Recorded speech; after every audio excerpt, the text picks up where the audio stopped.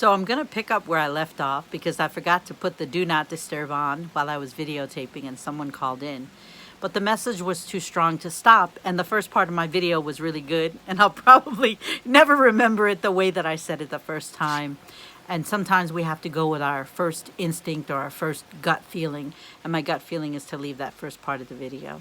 So we were talking about number 14, number 14, about removing all negative associations that we have with becoming our best selves.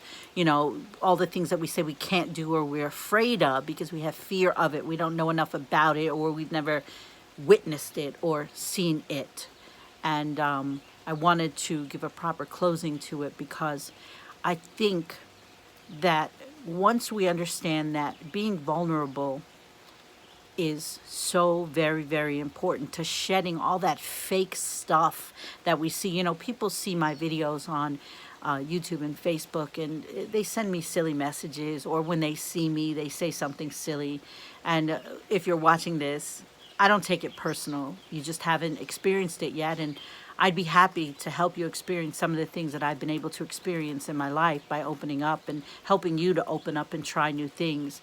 And people say to me, oh, you know, you're always so happy and, you know, your life can't be that great. No, my life is shit a lot of times because I say what's on my mind. I speak my mind. I take chances. I try new things. Sometimes it takes me a little while to do it, but once I do it, I'm all in.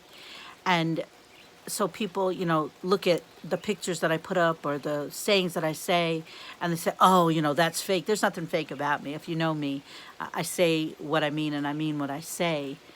But at the same time, you get to keep what you think about all the time. And if you think about, I can't do it, or all these negative things, you just won't be able to do it.